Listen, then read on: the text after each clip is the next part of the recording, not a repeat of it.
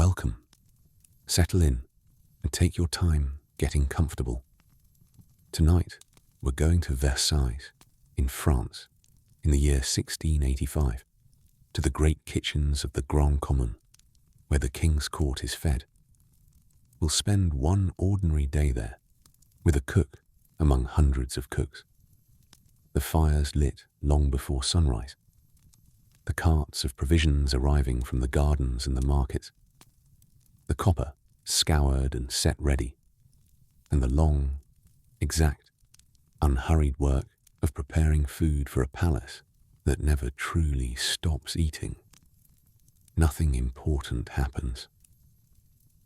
You're not meant to hear the end of it. Sleep well. We begin in the hour before dawn.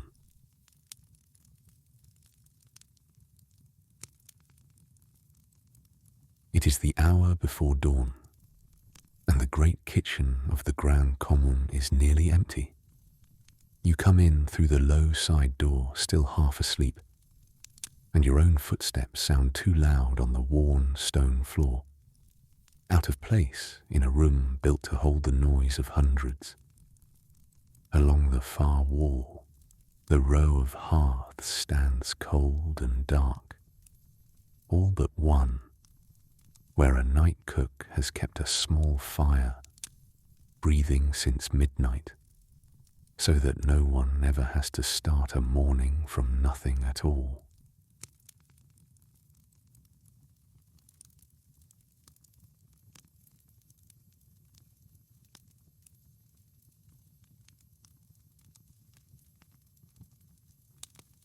The air holds the kitchen's whole history at once. The soot of countless fires, the sourness of vinegar used to scour copper, the fading sweetness of yesterday's pastry ovens, and underneath it all, faintly, the sea smell of fish that came in packed in ice the evening before. You breathe it in without noticing you are doing so. It is simply what the kitchen smells like, at any hour, in any season, and you would know this room blindfolded by its smell alone.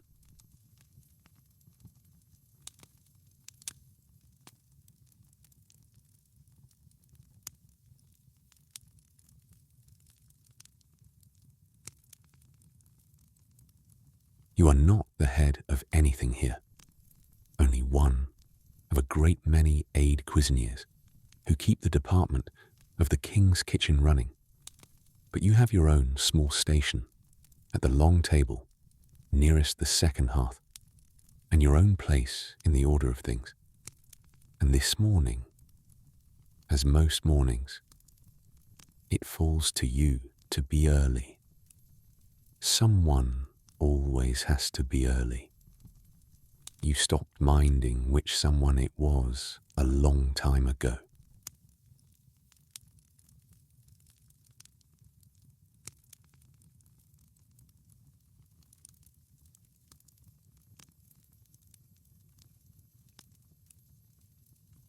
Your station is stocks and sauces, a modest post, unglamorous, and utterly essential, because nothing else in the kitchen can be finished without what you begin now.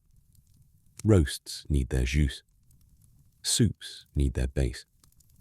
A sauce made badly at dawn cannot be rescued by anyone, however skilled, later in the day.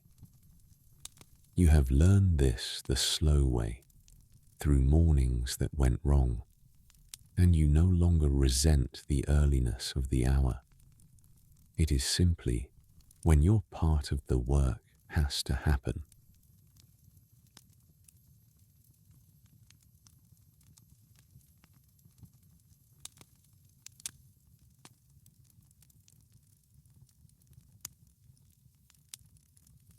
For a little while yet, the kitchen belongs only to you and the sleeping fire. Beyond the tall shuttered windows, the sky is still the deep blue grey that comes before any true light, and nothing stirs in the long stone hall except the faint tick of cooling embers and somewhere above you, the soft settling creak of the great vaulted ceiling as it loses the last of yesterday's warmth. You could not say how many mornings you have stood in this exact stillness.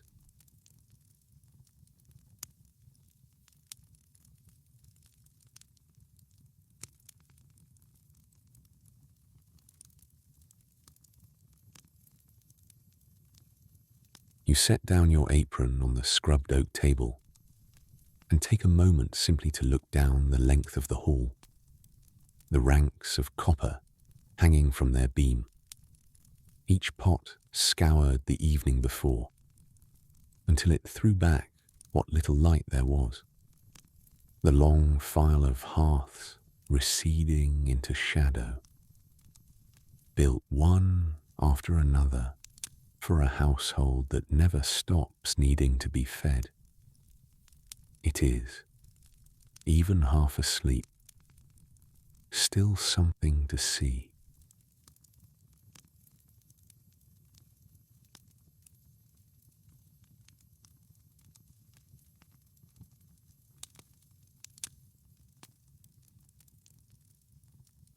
A single small fire is not much to work from, but it is enough to begin. You crouch before it and feed it slivers of dry kindling, coaxing rather than forcing, because a fire pushed too hard this early burns unevenly for the rest of the day and gives you trouble by noon. The flame catches, steadies, and throws a little more warmth and a little more light across the stone. And somewhere behind you, the kitchen, very slowly, starts to stop being empty.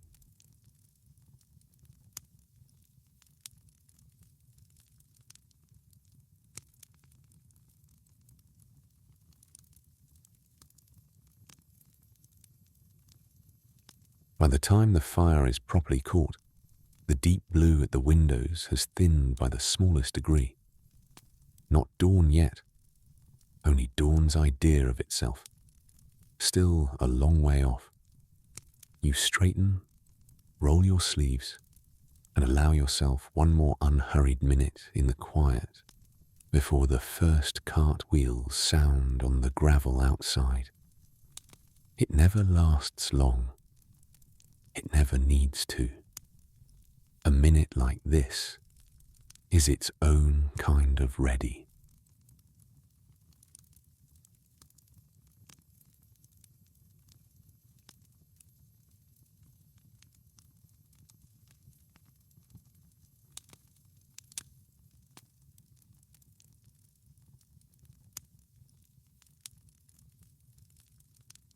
The cart you were listening for arrives not long after.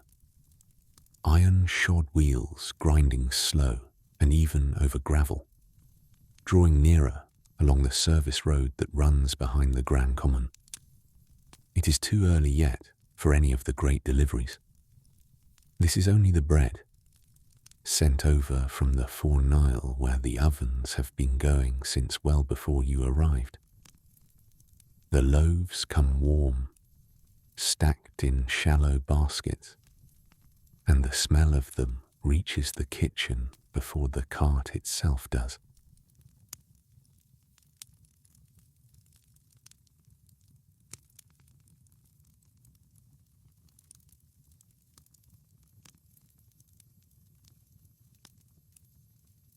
You are not the one who receives the bread. That falls to an officer whose whole task, this early, is checking baskets against a written count, because nothing enters this kitchen unrecorded.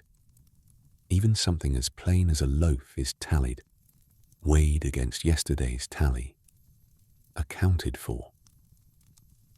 It is a habit that would seem excessive anywhere smaller than a palace. And here it is simply how a kitchen this size avoids waste, theft, and confusion.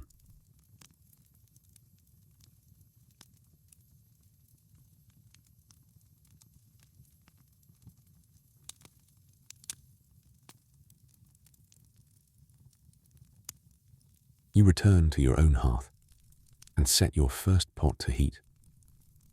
Water only, for now, the plainest possible beginning to a stock that will, by evening, have become something else entirely. Bones went in to steep the night before. Today's work is patience more than skill, keeping the liquid at the barest tremble rather than a boil, skimming what rises, and letting hours do what haste never could.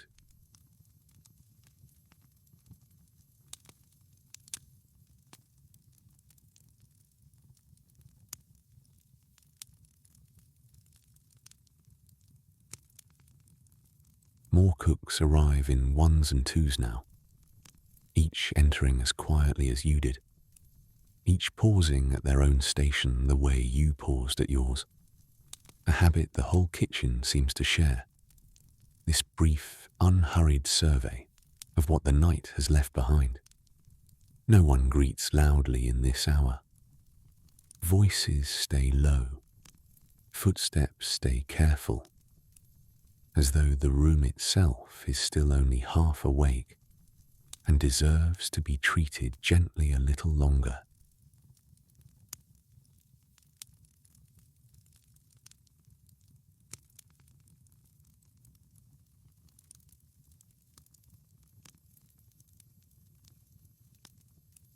The Grand Commune itself is not old. You can still, some mornings, catch the faint mineral smell of new mortar in the coldest corners, a reminder that this whole vast building was raised only a few years ago, purpose-built to hold the kitchens, the laundries, the countless offices a court this size requires. Before it, the palace fed itself from smaller, scattered rooms never meant to serve so many.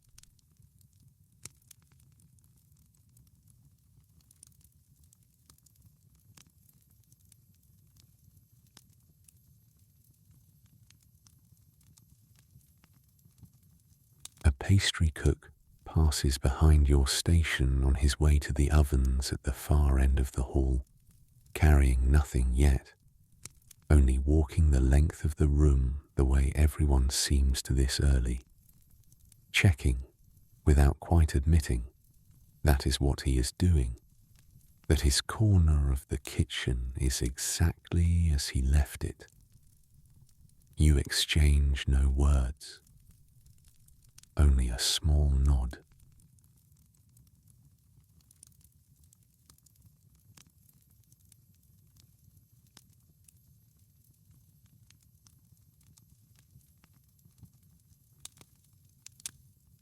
By now, perhaps a third of the great hall's fires have been coaxed to life, small flames scattered down the long row of hearths, like something laid out for a purpose not yet visible.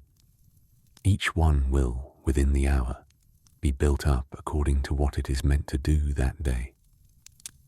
One for boiling, one for roasting on the great spits, another kept low and steady for pastry work that cannot bear a sudden flare.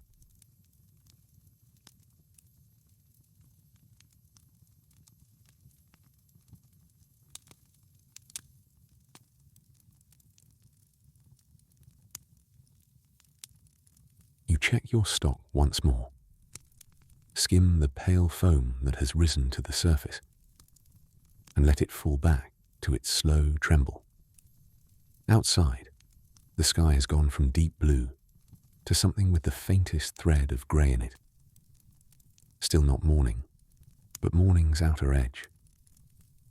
Whatever the rest of the day holds, this part of it, the quiet building of fires, is always the same, and there is something in that sameness you have come to rely on.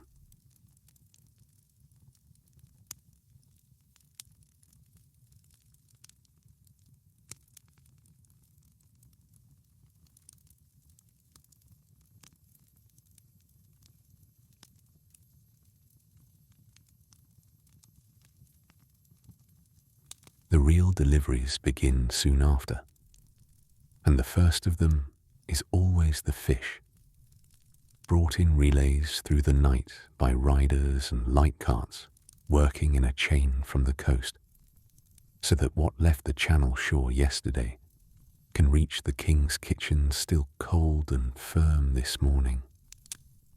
It arrives packed in baskets between layers of ice and damp straw, and the officer who receives it works quickly, because ice does not wait for anyone.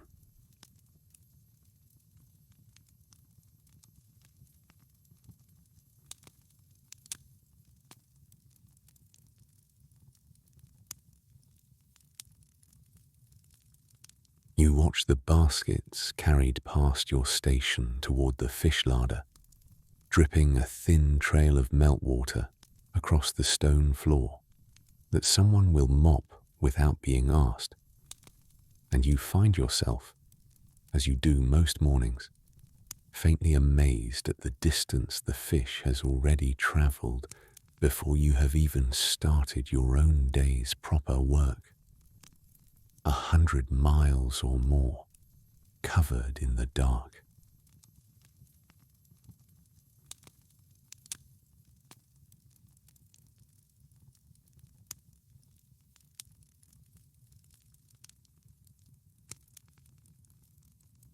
Game follows not long after.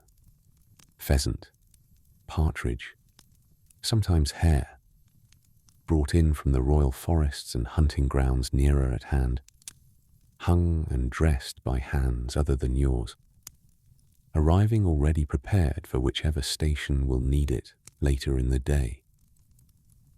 You notice it the way you notice most things passing through the kitchen, not idly, but with the steady attentiveness of someone who has learned that everything here eventually touches everything else.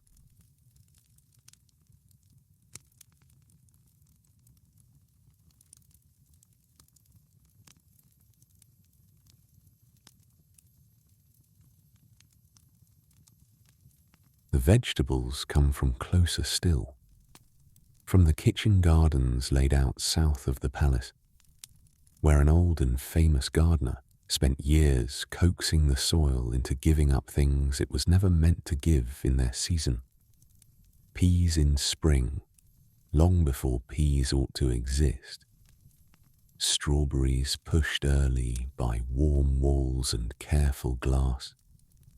Fruit trees trained flat against sheltering brick to catch every possible hour of sun.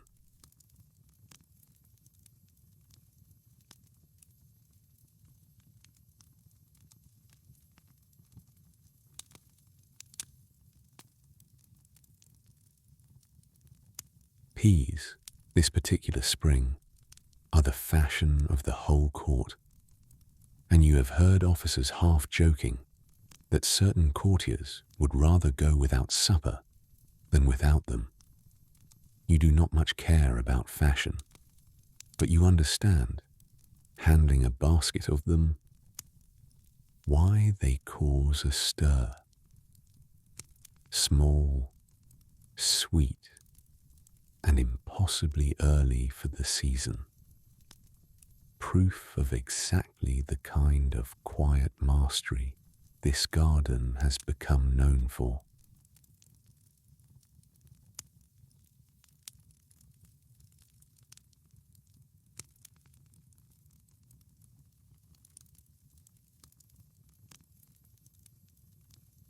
An officer moves along the receiving tables with a written list, checking each basket, each cart, each delivery against what was ordered and what has actually arrived.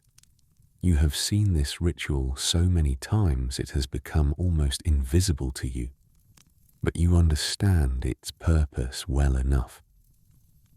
A kitchen that feeds a court this size cannot run on memory or good faith alone, only on paper, checked twice.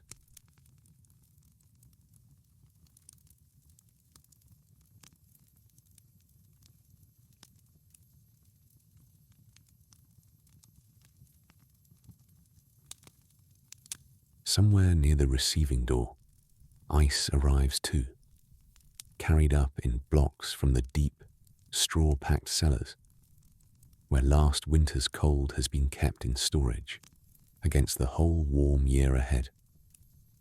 It will chill the wine before the king's dinner, and later be turned into the sweetened ices the court has grown so fond of, a luxury that depends entirely on someone, months ago, having thought that far in advance.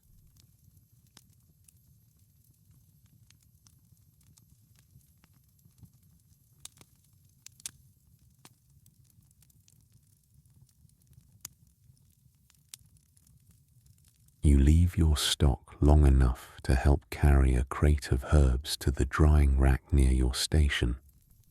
Thyme, bay, a bundle of something green and sharp-smelling you do not immediately name, and the errand takes you past 3 other cooks doing much the same. All of you moving with the same unhurried purpose. None of you in anyone else's way.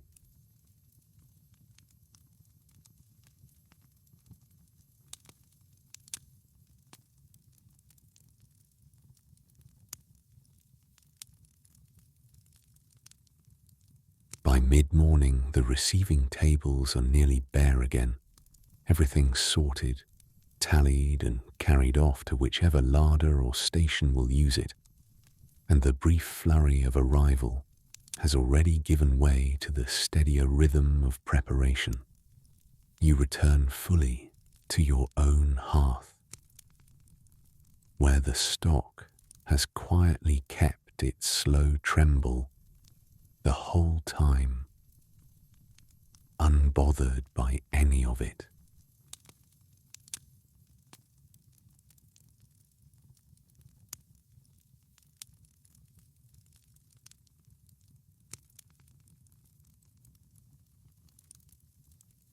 It occurs to you, not for the first time, how many separate journeys converge on this one hall each morning. A coastline, a forest, a garden built to defy its own season, a cellar of last winter's ice, all of it arriving quietly before most of the palace has even woken, so that by the time anyone upstairs thinks of breakfast, the choosing has already been done for them.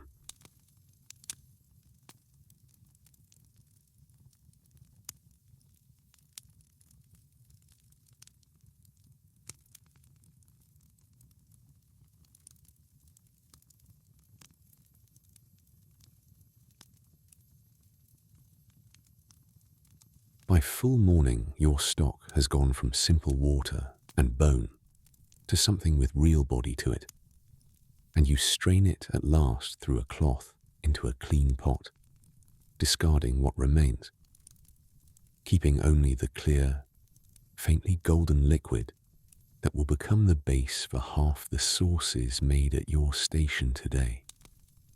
It is unglamorous work, invisible in the finished dish, and you stopped minding that long ago.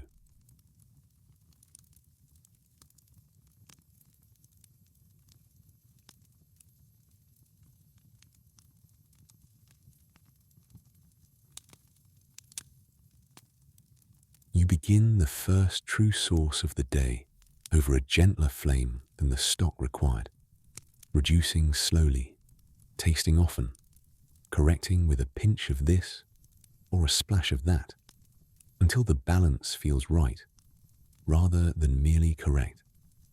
There is no written measure exact enough for this part of the work. It lives entirely in habit, in a hand that has done it so many times it no longer needs to think about what it is doing.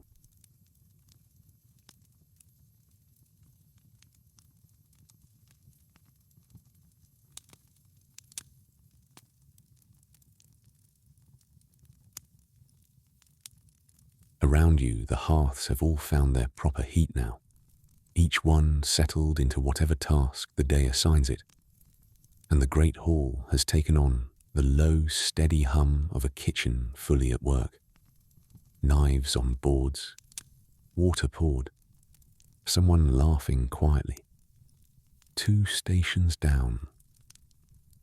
None of it is loud. It simply adds up over the length of the hall to a sound you find you can hardly work without.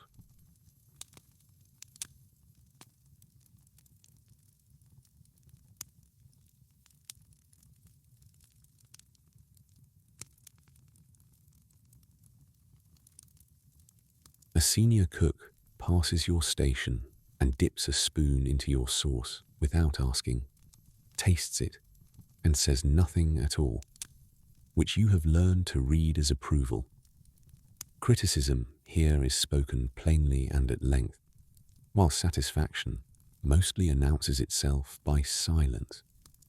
You go back to your reduction a little lighter than before, though you would never say so.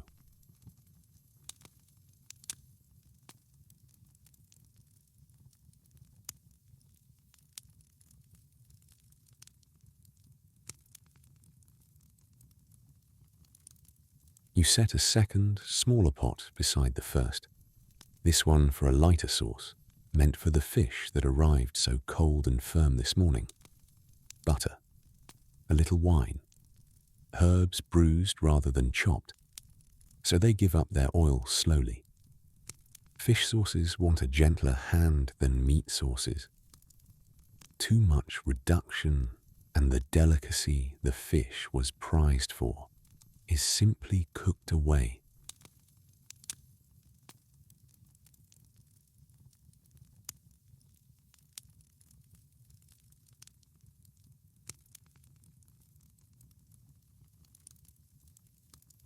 The stock you strained earlier finds its way already into 3 other stations besides your own, carried off in smaller pots by cooks who nod their thanks without breaking stride. This is the part of the work you find, if you are honest, quietly satisfying. The knowledge that half the kitchen's morning depends on something you got right before most of the palace was even awake.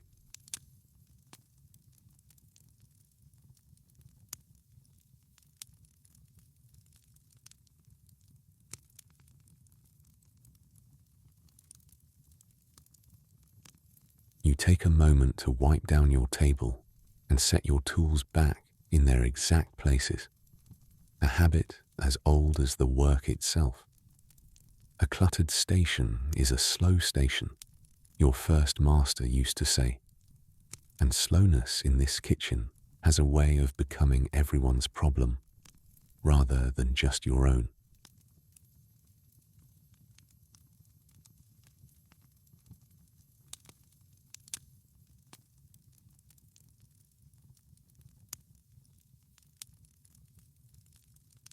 Word passes down the hall, quietly, the way most information does here, that the morning's count of dishes is settled, and the day's true scale is now known.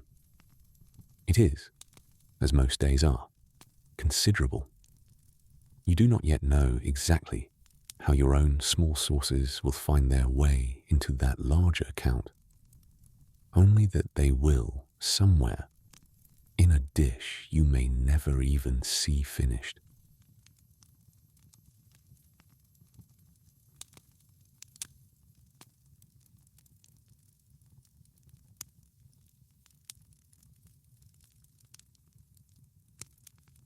A boy comes through with a basket of eggs from this morning's gathering, still faintly warm, and sets a portion at your station without being asked. Someone, somewhere up the chain of the kitchen's order, has already decided what you will need for the next task, hours before you would have thought to ask for it yourself.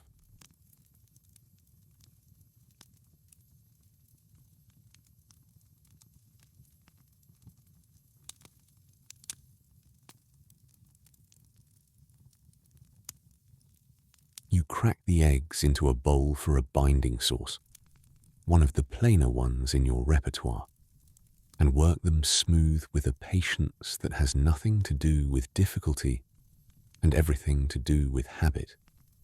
Some tasks reward speed. This one rewards only steadiness, the same slow circular motion held the same way for as long as it takes.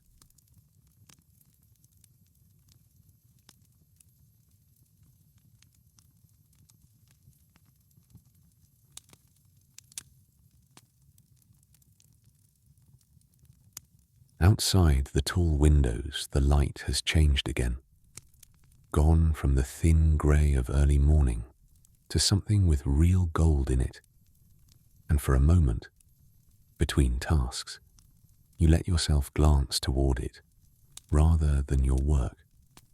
The gardens beyond the Grand Commune are just visible from this angle, trimmed hedges catching the new sun.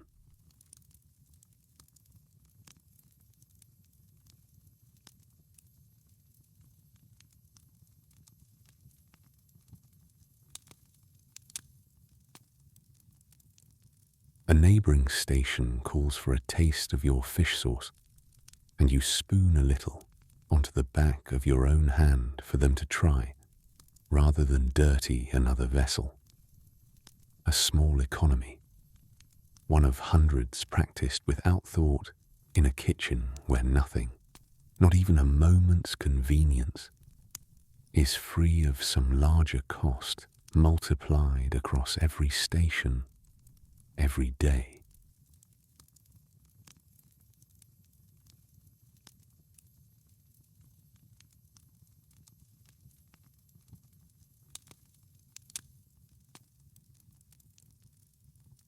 By the time your sauces are where you want them, the hall has grown warmer than it was at dawn, heat rising off a dozen hearths at once and gathering under the high vaulted ceiling before finding its slow way out through the flues. You do not mind it. A cold kitchen is a kitchen behind schedule, your first master used to say.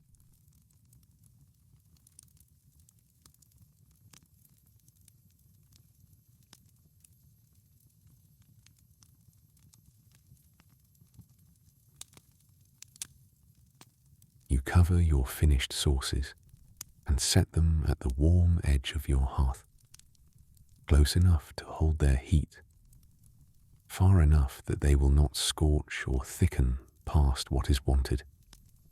It is, for the moment, as much as your station can do, until the larger rhythm of the kitchen calls for what you have made.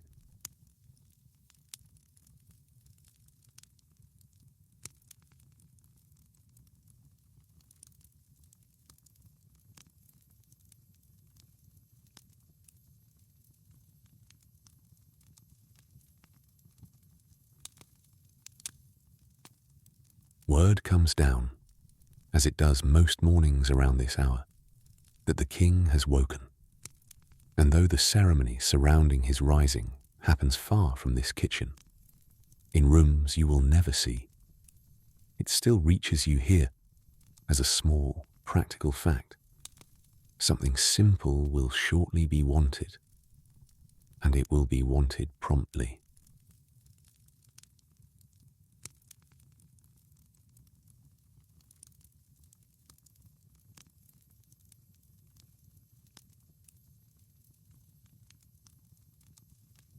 The morning fare is plain by the standards of what this kitchen is capable of. A little broth, bread, perhaps fruit if the season allows it. Nothing like the great procession of dishes that will follow later in the day. There is something you have always found quietly pleasing about this, that even a king, most mornings, wants nothing more elaborate than what any comfortable household might set before itself.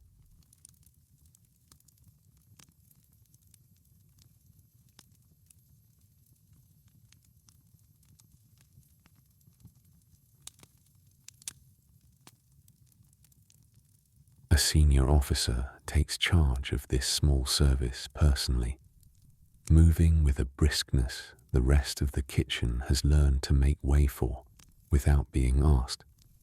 Whatever else happens today, this simple tray must be ready first, and ready exactly right, because the earliest impression of the kitchen's competence each day is set by the smallest meal of it.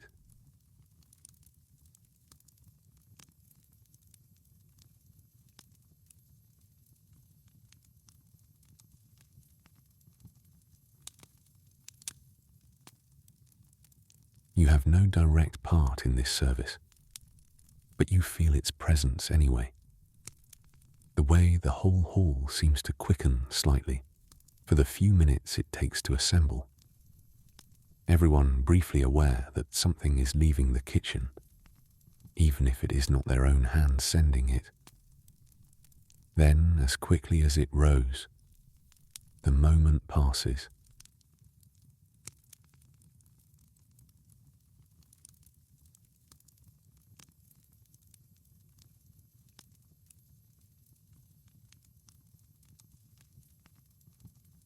The tray goes out under its own small procession, carried by a footman who has clearly done this walk more times than he could count, moving at a pace calibrated over long practice to arrive exactly warm enough. You watch it go with the faint private satisfaction of knowing your own sources will follow, eventually by a similar road.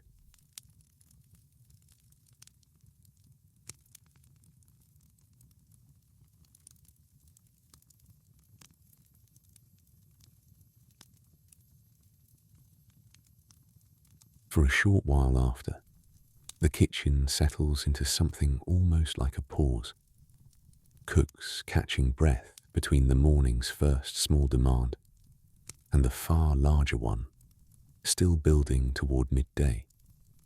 Someone passes around a basket of bread ends, and for a few minutes the hall sounds less like a kitchen and more like any room full of people, glad of a moment's ease.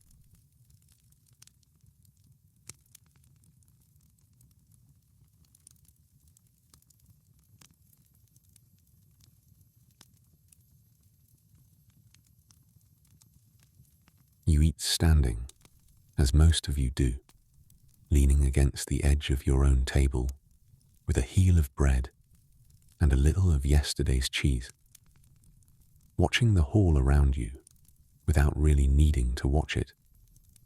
You know already what every station is doing, roughly, by sound alone.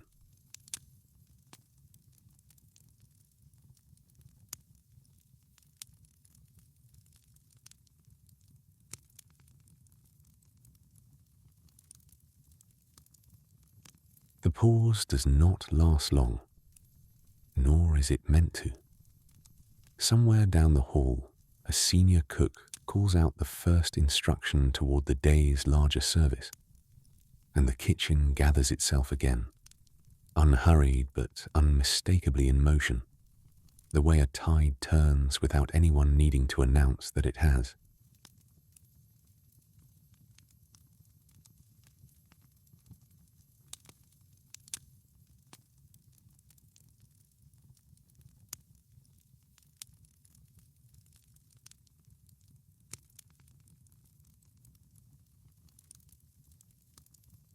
Down at the far end of the hall, past the roasting hearths, the pastry station has its own separate warmth, drier and sweeter than the rest of the kitchen, built around ovens set into the thick stone wall rather than open flame.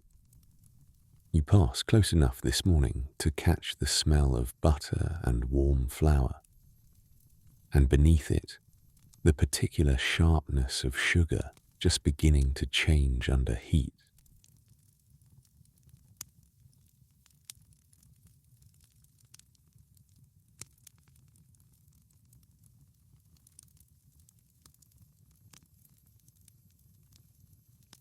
The pastry cooks work at a different pace than the rest of the hall, more exact, less able to correct a mistake, with a quick addition the way a sauce can absorb a small error.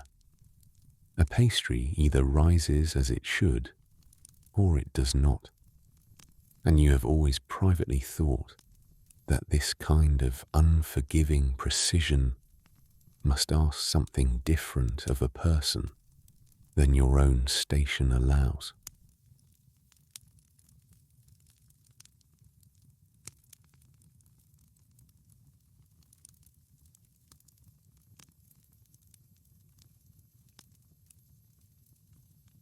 Sugar is being worked at one bench into something clear and molten, watched with the particular stillness of someone who knows exactly how quickly it can turn from perfect to ruined, and you slow your own steps slightly passing it, out of old habit. A startled elbow near hot sugar has cost more than one cook a burn over the years.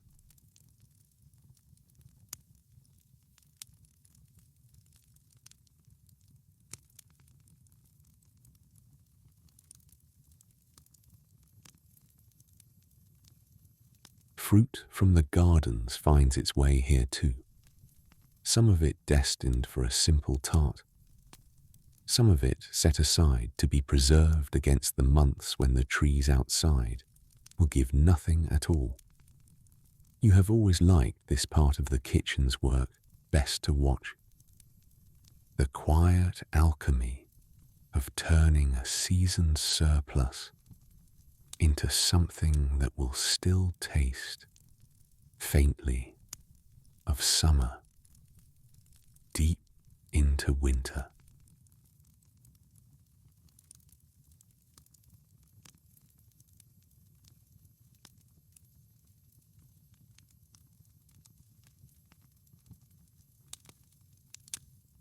A batch of small choux pastries comes out of the oven as you pass, pale gold and faintly steaming, and the pastry cook tending them does not look up, entirely absorbed in judging by eye, alone, whether the next batch needs another minute or is already at its point. You have seen this same absorbed stillness in cooks at every station, your own included.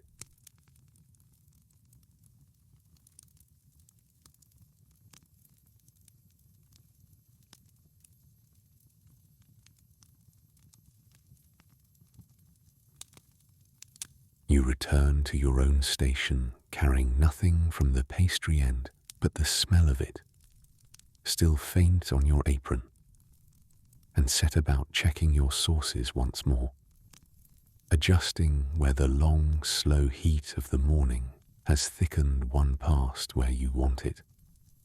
A little more of the stock you strained earlier corrects it easily enough.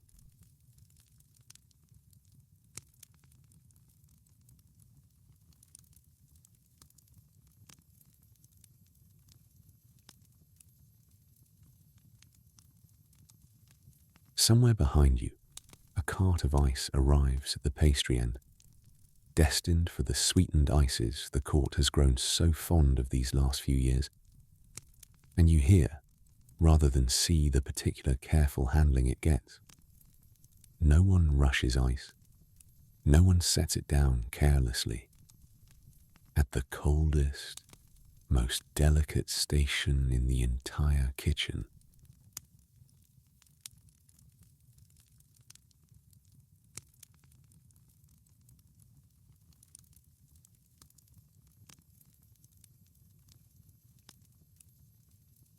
the hall by now is at something close to its fullest morning activity.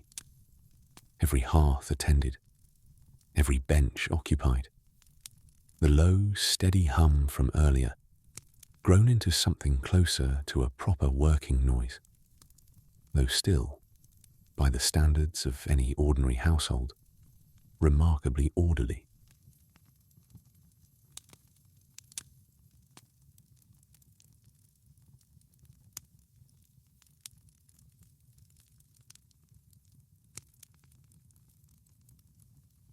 A senior officer moves down the length of the hall with the day's dish count confirmed in writing, checking each station briefly against it, and pauses at yours only long enough to glance at your sources, nod once, and move on.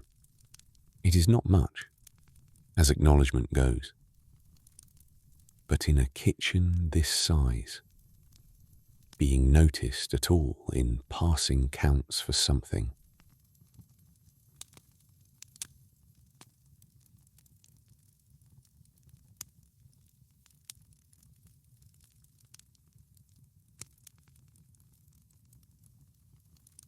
You glance toward the tall windows again and find the light has climbed further still, past the gold of earlier, into something closer to full late morning brightness. And somewhere beneath the kitchen's steady noise, you feel the day's larger shape beginning to gather itself. The sense, familiar after so many mornings like this one, that the quieter part of the day is nearly over.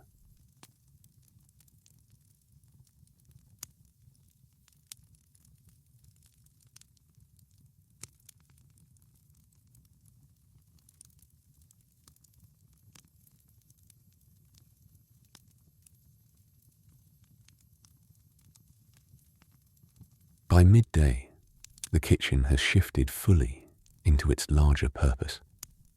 Every hearth now given over to some part of the meal that will, in a few hours, be carried to the king's table under the eyes of however many courtiers have gathered to watch him dine. You have seen this happen so many times that only the scale of it still surprises you.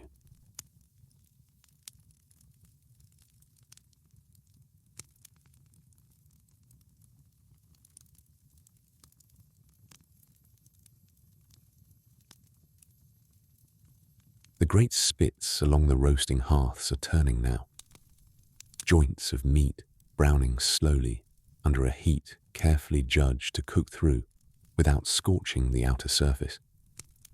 And the smell that rises from that end of the hall reaches even your own station, rich and unmistakable. A smell that has probably not changed in this kitchen since the day it was built.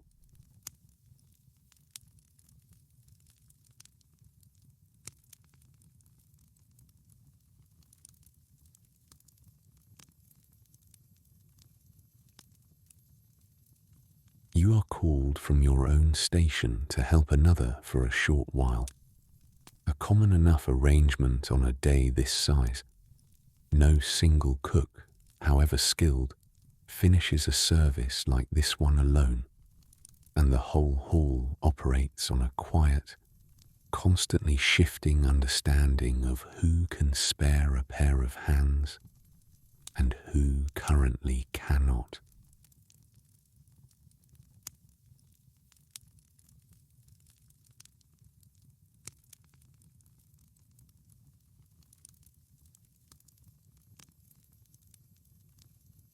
The station you are helping needs a sauce finished quickly, and you fall into its rhythm easily enough. The underlying method familiar, even if the exact dish is not entirely your own. There is a comfort in this, that for all the kitchen's size, the fundamentals underneath nearly everything are the same ones you learned years ago.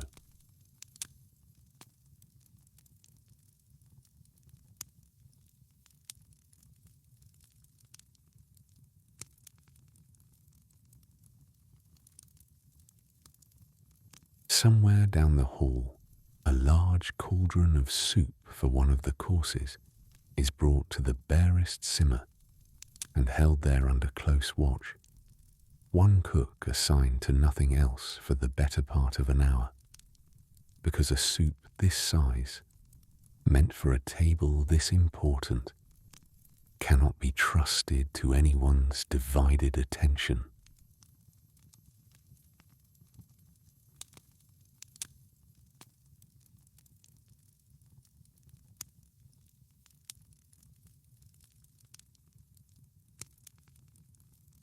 return to your own station once your borrowed hour is done, and find your sources exactly as you left them, held at their proper warmth by whoever kept an eye on your hearth in your absence. Another small unspoken exchange, the kind that happens constantly in a kitchen this size, without ever needing to be asked for directly.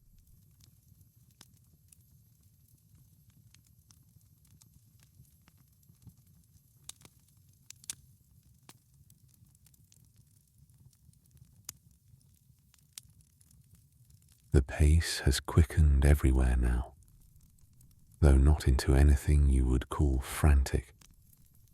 It is closer to the particular hurry of people who know precisely what they are doing and simply have a great deal of it to do within a fixed and known hour.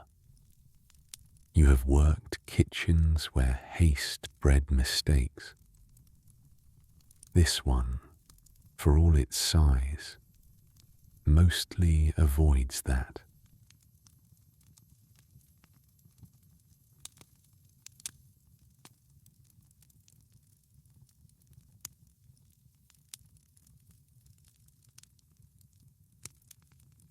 A senior officer walks the length of the hall once more, this time calling out the remaining time before the dishes must begin their journey. And though the number itself means little to you directly, you feel the hall's attention sharpen slightly all the same. The way a room full of people all quietly recalculate at the sound of a clock being mentioned aloud.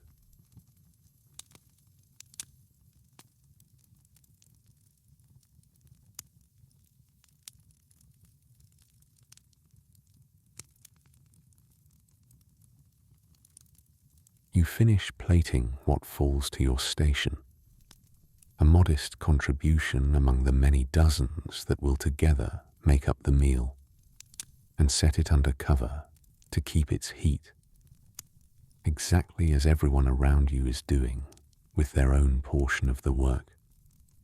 A particular calm settles over the hall at this stage, the calm of people simply waiting to be called on.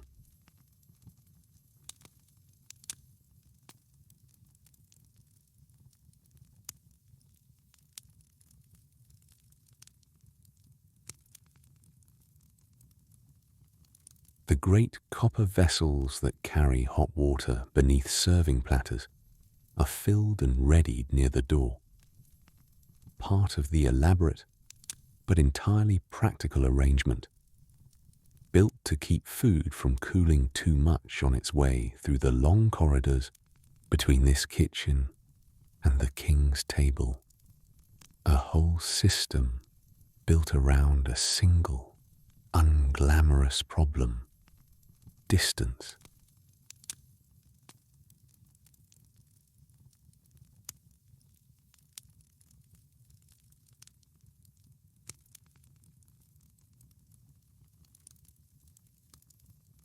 Baskets and covered trays begin to line up near the receiving door, each one checked against the dish count by an officer whose sole task today is making certain nothing meant for the king's table leaves this kitchen incomplete, mismatched, or unaccounted for.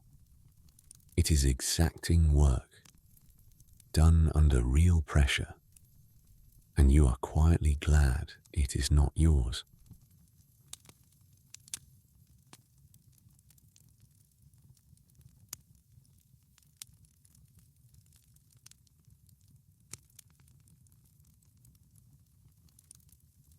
For a short while, the whole hall holds something close to stillness.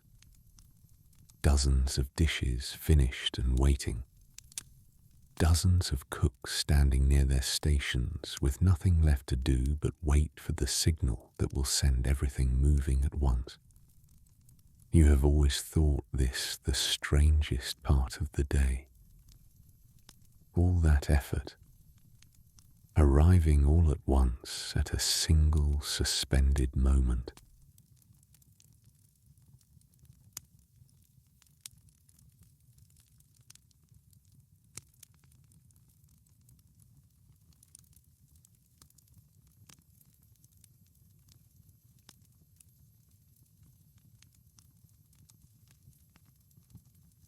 the signal comes, and with it, an officer whose task today is tasting. A formal, unhurried duty, performed the same way every single day, regardless of how many dishes wait behind it. Each one meant for the king's own table receives a small taste from this officer before it is allowed to leave the kitchen, a safeguard old enough that no one questions it anymore.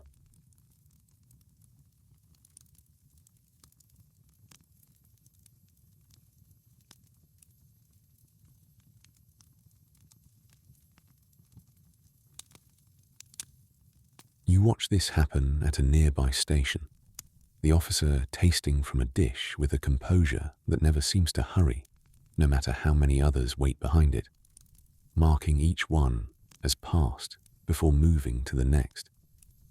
It is not suspicion exactly, not anymore, more a kind of inherited ceremony, a habit of care that has simply never been given a reason to stop or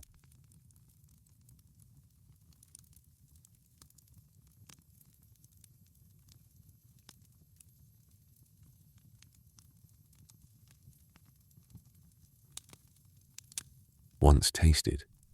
Each dish is covered again quickly, its heat guarded as carefully as its content, and set into its place in the growing procession of baskets and trays near the door.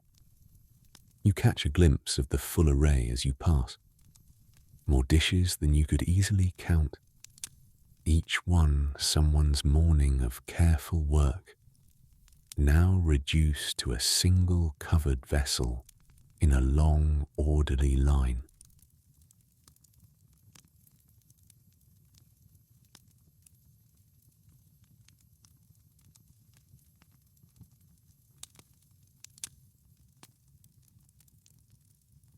Your own sources, the ones you finished hours ago at another station's request, are somewhere in that line, though you could not say exactly which covered dish now holds them. This does not trouble you the way it might trouble someone newer to the work. You made peace long ago with the fact that almost nothing you make here will ever be traced back to your hands.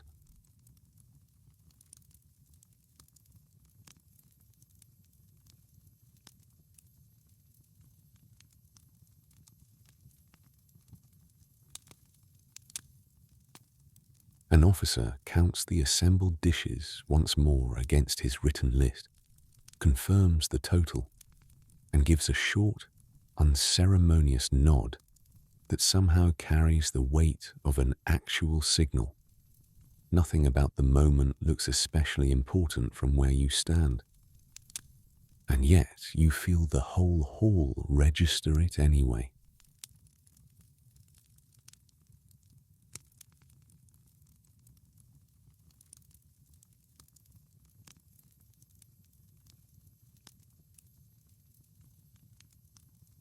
Footmen arrive at the receiving door in their proper number, each one taking up a portion of the load, and for a moment the doorway is a controlled kind of crowded, baskets and covered platters, changing hands with a practiced economy that suggests this exact moment happens, more or less unchanged, every single day of the year.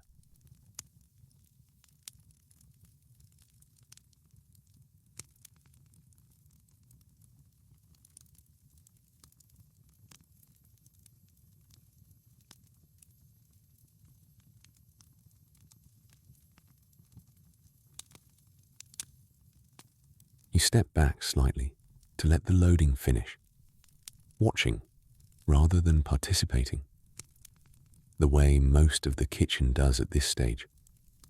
Your part of the work is done, and what remains is simply the careful, well-rehearsed business of getting all of it, still warm, across however much distance separates this kitchen from the king's table.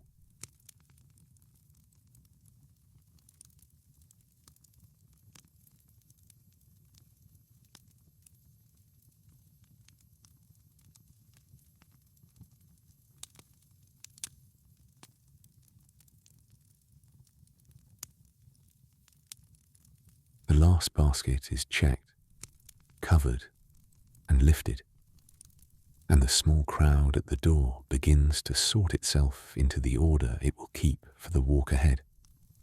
First dishes toward the front, last toward the back, a sequence decided by nothing more mysterious than which course comes when.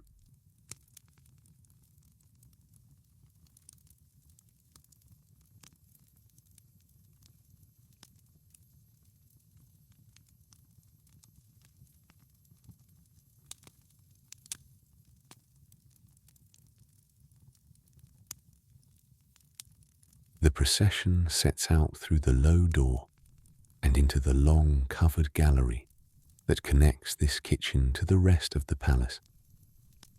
And though you do not walk it yourself today, you have made that particular journey often enough to know it by memory. Stone underfoot, then a courtyard's worth of open sky, then more stone, corridor after corridor, each one a little grander than the last.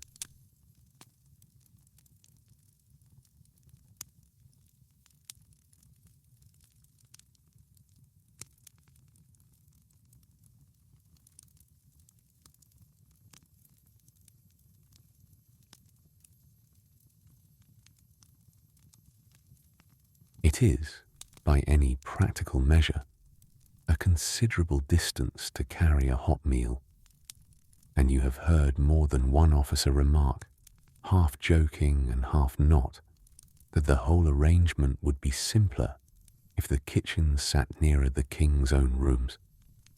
But the fires and their smoke have always been kept well apart from where a court likes to live, and the kitchen has simply learned to manage it.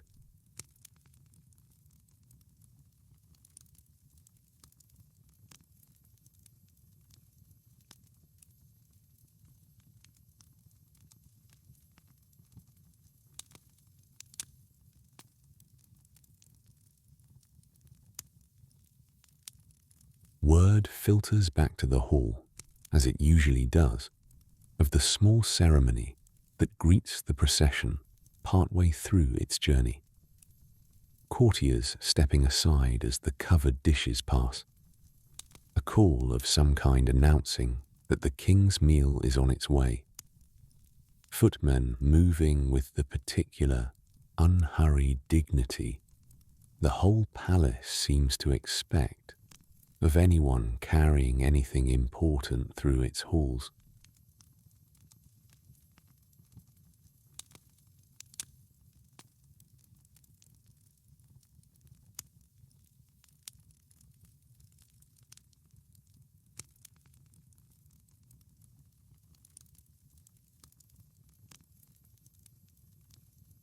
You picture it more than you witness it, having heard the description enough times from those who do make the walk. The gallery's tall windows, the courtyard crossing, and finally, the last stretch into the rooms where the meal will actually be laid out. Still warm enough, if the pace has been kept correctly, to matter.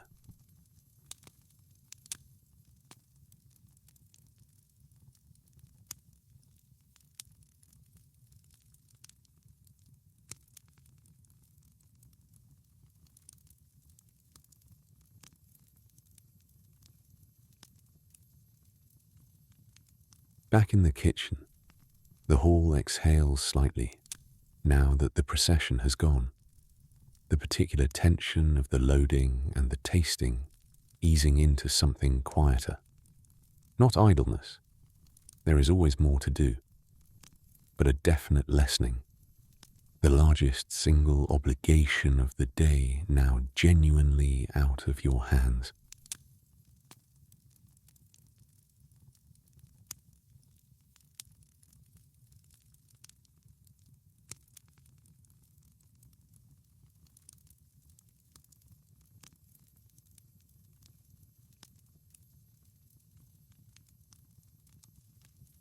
Some cooks use this lull to begin quietly on tomorrow's earliest preparations, the kind of long, slow work that benefits from starting a full day ahead. Stocks set to steep overnight, doughs left to rest, anything that rewards patience more than immediacy. You have always liked this part of the rhythm, the way the kitchen never quite stops, only shifts what kind of stopping it is currently doing.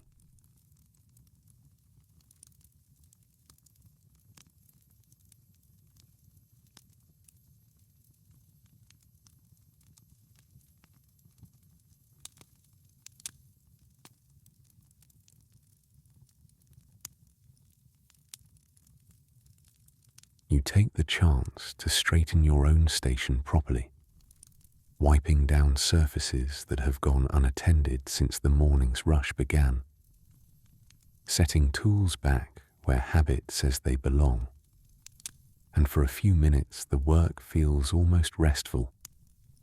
The physical tidiness of it, a kind of quiet answer to the hours of concentrated effort just past.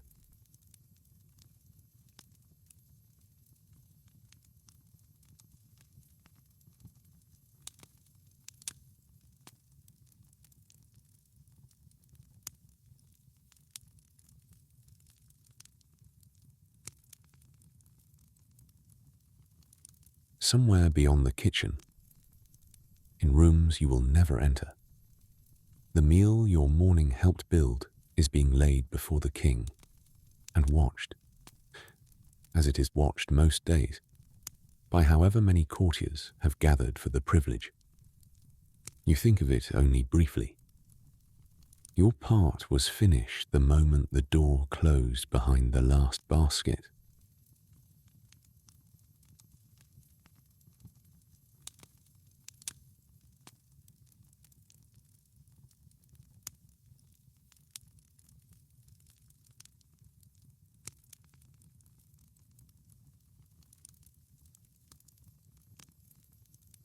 The kitchen does not stop for the king's meal the way you might expect. There is simply too much of tomorrow, and this evening still ahead of it. But there is, all the same, a faint change in the hall's attention during this stretch of the afternoon. An awareness, unspoken but shared, of roughly how the timing runs, of when word will likely come back.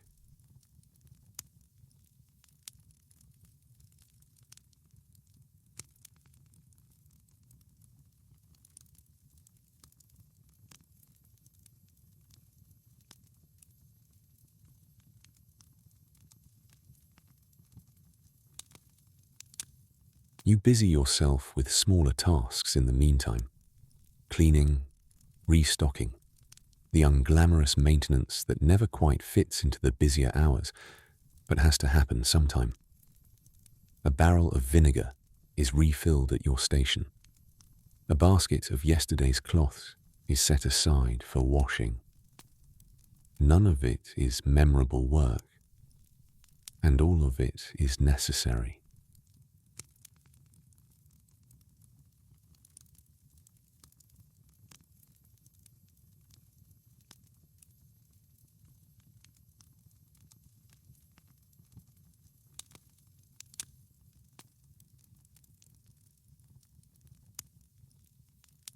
An officer returns from somewhere nearer the king's rooms with word, passed along the hall in the same low, unhurried way most news travels here, that the meal was received in good order and nothing sent back.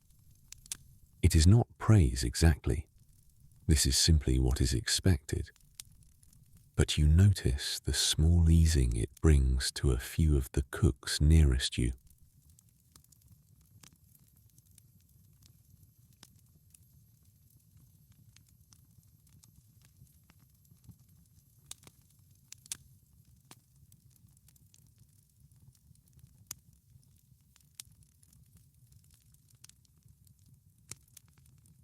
You think, without dwelling on it long, of how strange it is that a meal this elaborate registers upstairs mostly as an absence of complaint rather than any particular remark. But that has always been the nature of kitchen work. Done well, it disappears entirely into the ordinary. Only when something goes wrong does anyone upstairs think to notice it at all.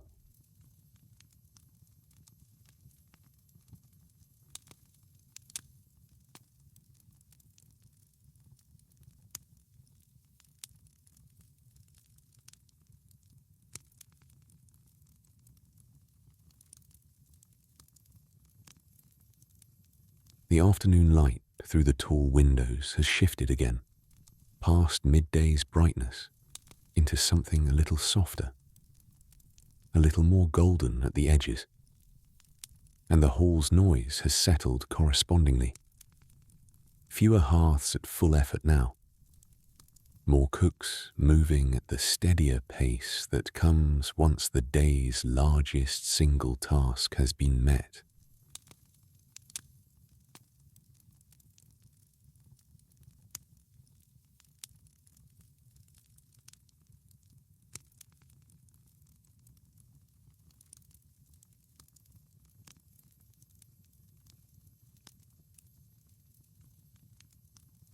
You take a moment near your own station, simply to stand still, something you rarely allow yourself during the busier stretches, and let the quieter version of the kitchen's noise settle around you. Fewer knives, fewer raised voices, more of the low, ordinary murmur that fills the hours between one obligation and the next.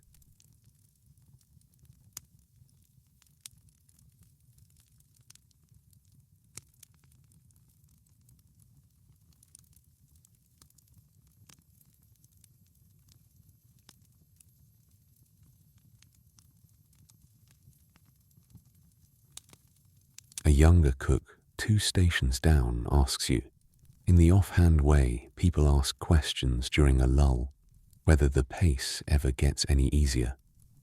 You tell him honestly that it does not really, only that a person gets better at carrying it, the way a load feels lighter, not because it weighs less, but because you have learned exactly how to hold it.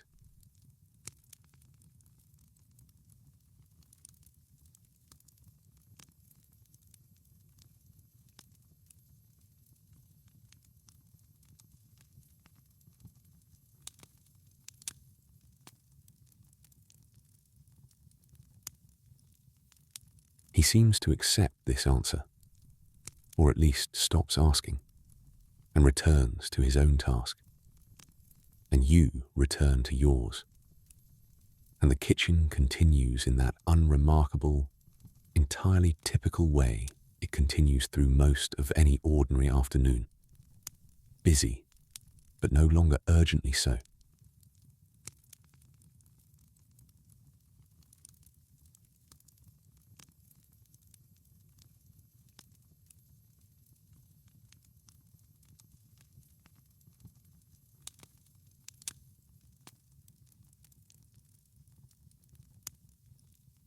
In time, the covered dishes begin to make their way back from the king's table, carried by the same footman who took them out, and what returns tells its own quiet story.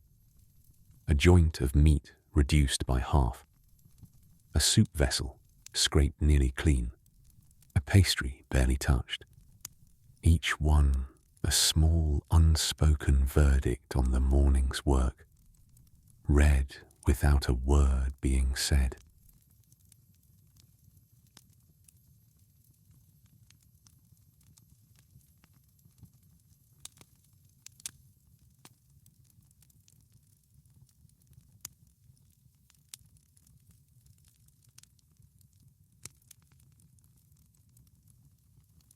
The kitchen's own meal is assembled from what comes back, as it is most days, supplemented by whatever plainer fare was set aside earlier for exactly this purpose.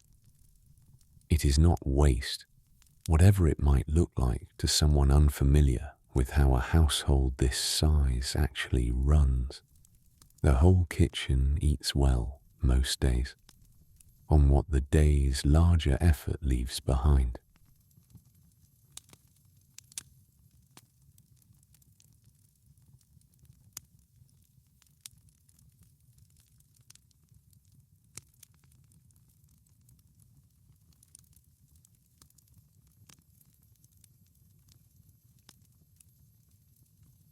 You take your own share standing at your station, as you did at breakfast, though the mood now is looser, unhurried in a way the morning rarely allows. The largest task of the day behind you, the evening's smaller one, not yet pressing. Conversation rises a little around the hall. Cooks trading small complaints and smaller jokes over plates that, an hour ago, sat before the king himself.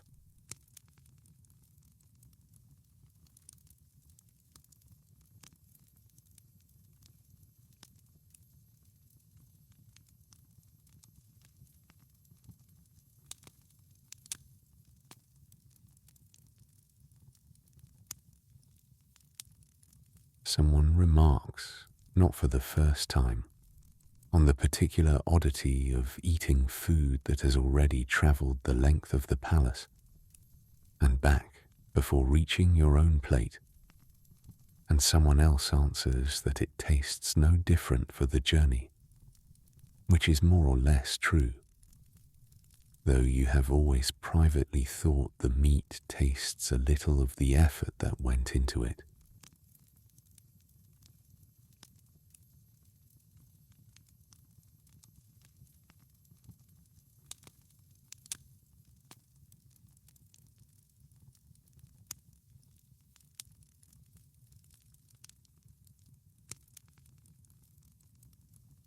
You eat slowly, for once, with no station calling for your immediate attention, and let yourself simply sit with the low, familiar noise of the hall around you, the particular comfort of a room full of people who have worked hard together and are, for this brief stretch, glad simply to rest in each other's company.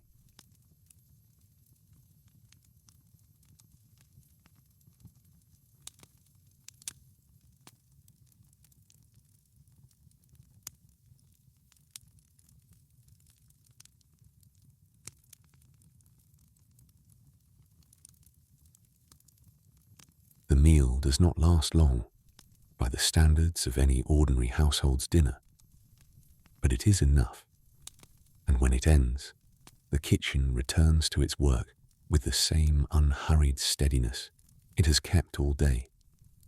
No one especially reluctant, no one especially eager, simply picking the day back up exactly where it was set down.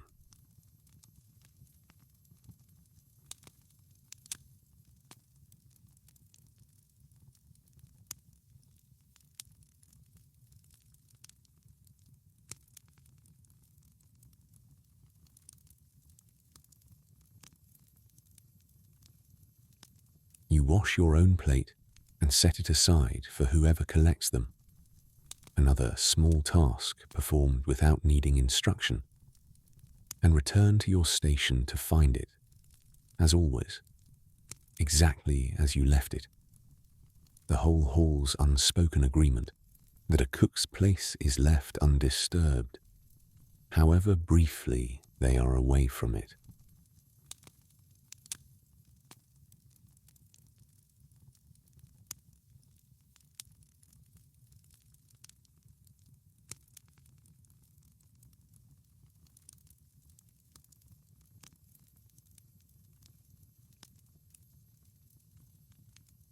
The afternoon stretches ahead now, longer and gentler than the morning was, and you find yourself, not for the first time, glad of it.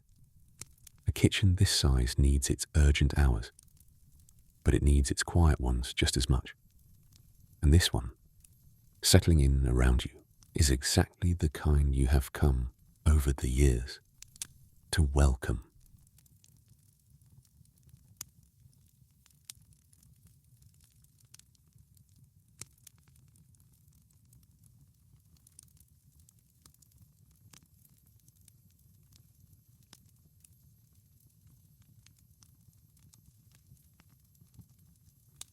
Much of the afternoon, once the day's largest task is behind it, belongs to maintenance, the unglamorous, constant upkeep that keeps a kitchen this size from slowly falling into disorder.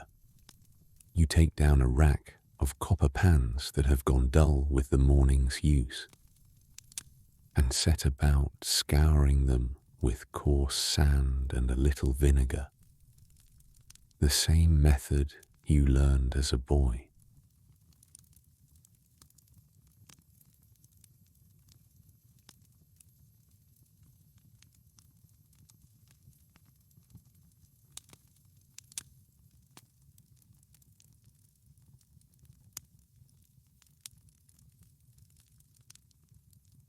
It is slow, repetitive work, hard on the hands in a way the more delicate cooking rarely is, and you find, as you usually do, that your mind wanders while your hands stay entirely occupied, not toward anything in particular, just the loose, unhurried drift of thought that comes with a task simple enough not to need your full attention.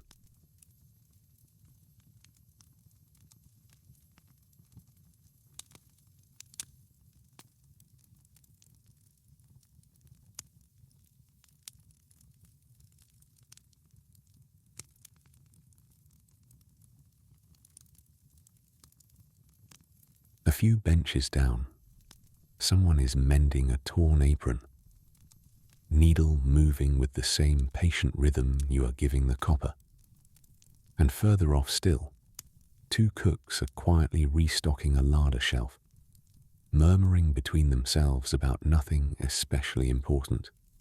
The whole hall, at this hour, has the unhurried texture of a household simply keeping itself in order.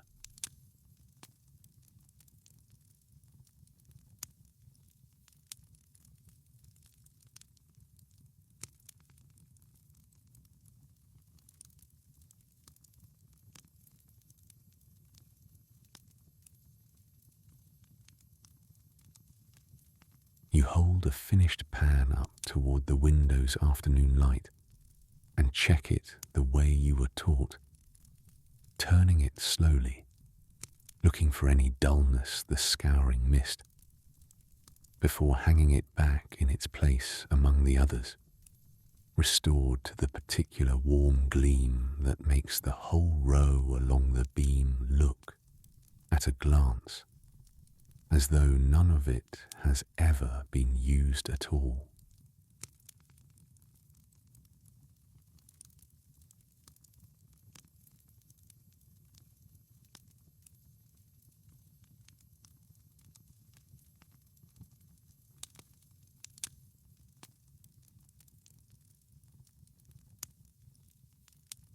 The light outside has shifted further still, golden now in the way that only comes in the last stretch of a clear afternoon, and it falls at an angle through the tall windows that catches the hanging copper and throws small bright shapes across the stone floor near your station, a detail you notice most days at roughly this hour and have never quite tired of.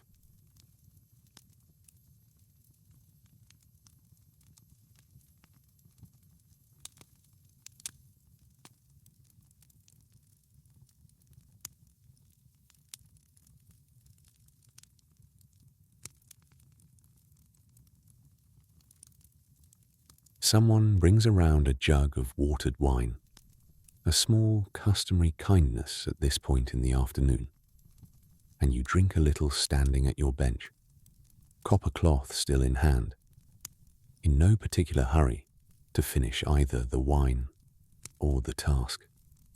Afternoons like this one are the closest thing the kitchen offers to genuine ease.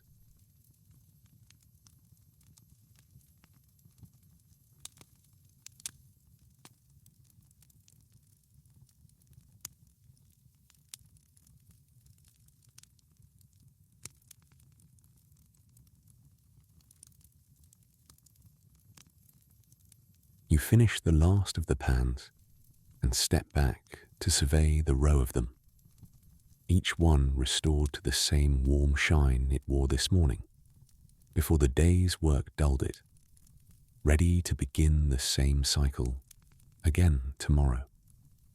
There is something quietly satisfying in simply keeping something good exactly as good as it already was.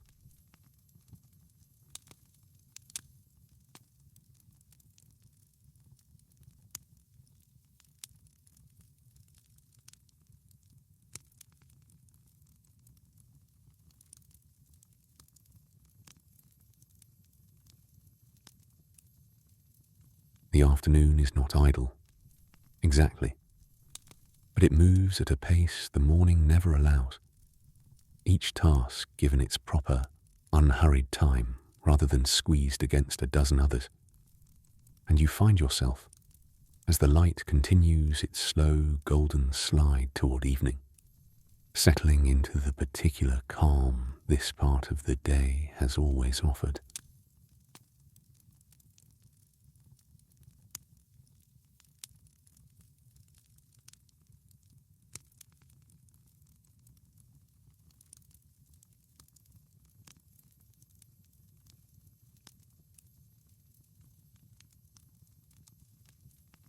Toward the day's later hours, the kitchen turns its attention to supper, a smaller and gentler undertaking than the midday meal. Fewer dishes, fewer hands required. A service built more around simple comfort than display. You find yourself glad of the difference.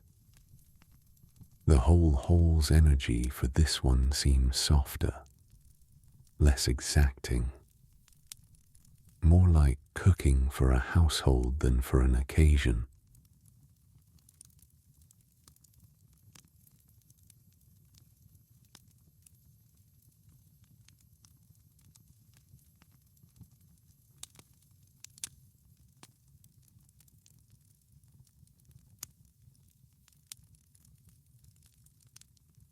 You return to your own station and set about a plain sauce for the evening, working with the same care as always, but without the particular tension the midday service carried.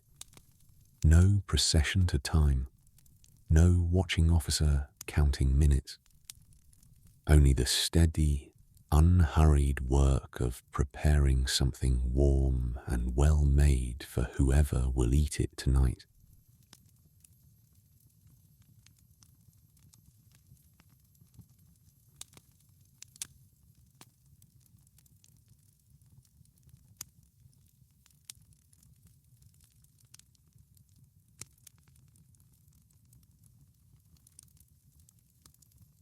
The gardens send in a final small delivery for the day, mostly herbs and a little fruit, carried by the same quiet hands that brought the morning's much larger haul, and you find something almost peaceful in seeing the day's provisioning come, at last, to its modest close, the great machinery of the morning narrowed now to a single basket.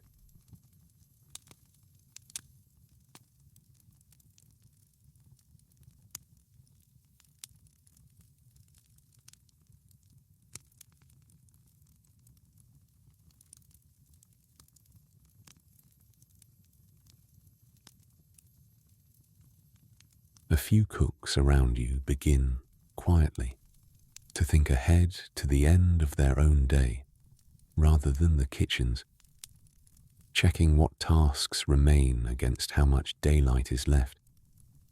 The particular arithmetic anyone doing long physical work learns to keep running somewhere in the back of their mind, without ever quite stopping the work itself.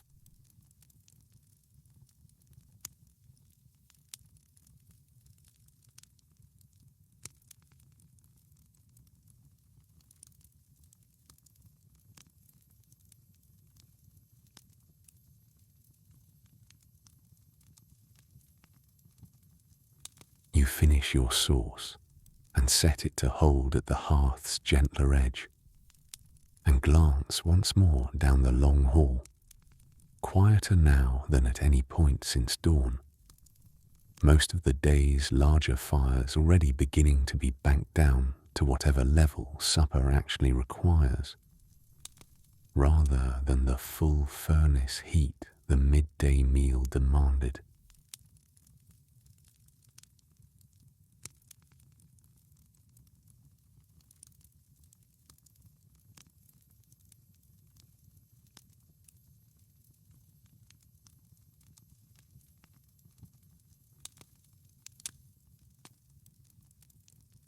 Supper, when it is finally assembled, travels the same long gallery the midday meal did, though with less ceremony, fewer hands, a smaller and less watched procession. And you find yourself watching it go, thinking that this quieter version of the same journey has always felt more like feeding a family than serving a court.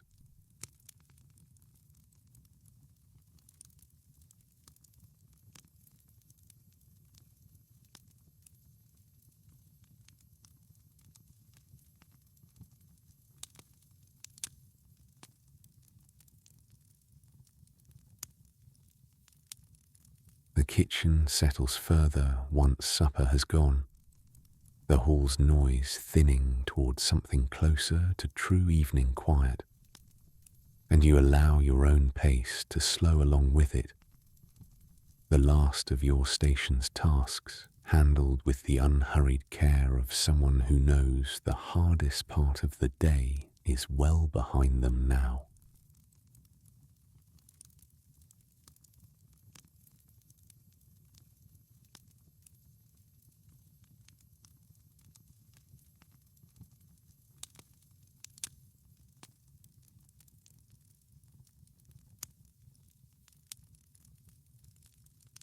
You wipe down your bench one final time for the day, set your tools in their places, and take a moment simply to look down the length of the hall.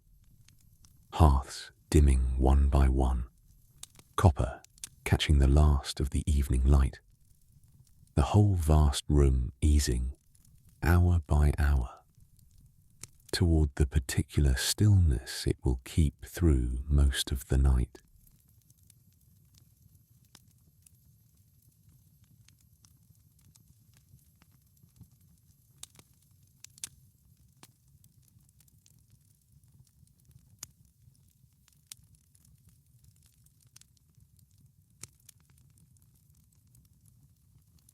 You bank your own hearth's fire the way you were taught long ago, not extinguished, only reduced to a low bed of coals that will hold their heat quietly through the night and make tomorrow's first fire easier to build than today's was. A kitchen this size never truly goes cold, not even at its quietest hour.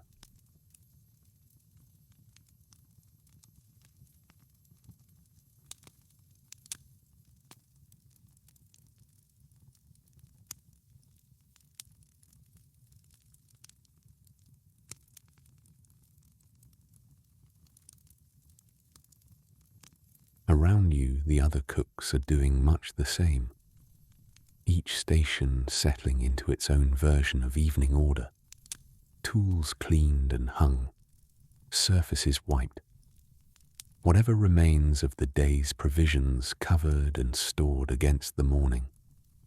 The hall's earlier noise has faded almost entirely now, replaced by the softer sounds of a room being carefully put to rest.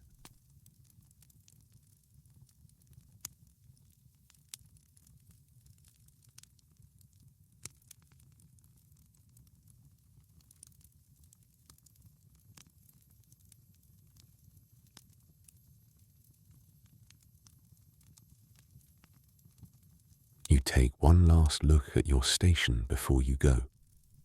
The sauces you began this morning, long since sent off into dishes you will never see finished. The stock you strain now, warming someone else's supper somewhere in the palace.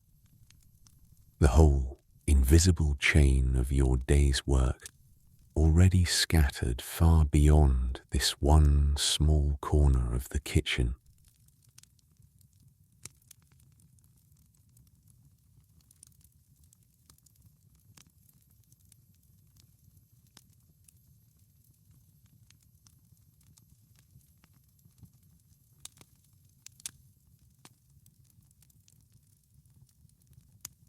A night cook arrives to take up the same quiet post.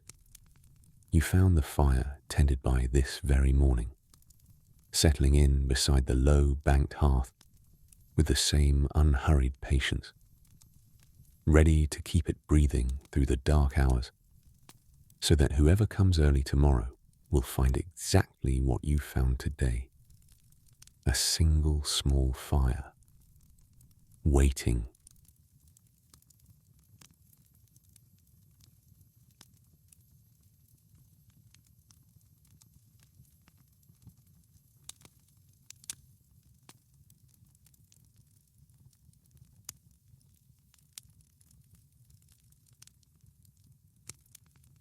You exchange a few quiet words with him, mostly about nothing. The same small handoff conversation the two of you have had more evenings than either of you could count. And then you gather your things and make your way toward the low side door, past hearths gone dim, past copper hanging still and dark.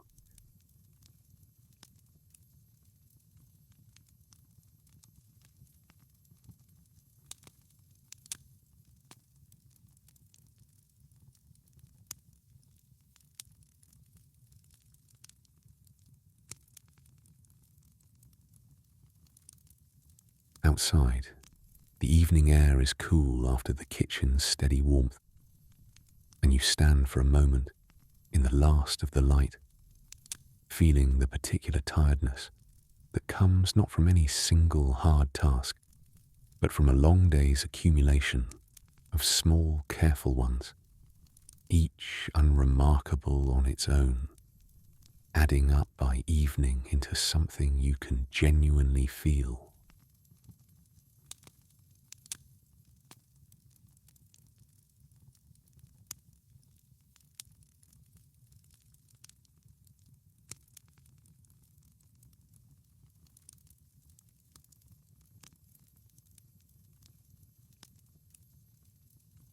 Behind you, the Grand Commune settles into the particular hush it keeps through the night. One hearth breathing low in an otherwise dark and quiet hall. A single cook keeping watch over it.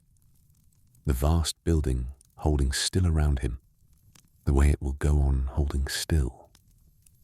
Night after night. Long after you and everyone you work beside have finished your own small part in it.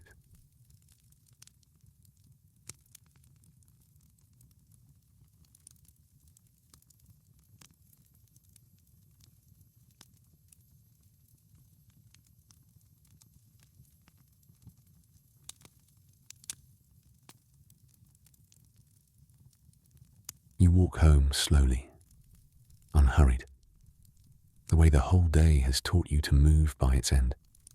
And somewhere behind you, deep in the stone heart of the palace, a fire that has never truly gone out in longer than anyone can remember, settles a little lower and waits patiently for the next early hand that will come tomorrow to build it back up again.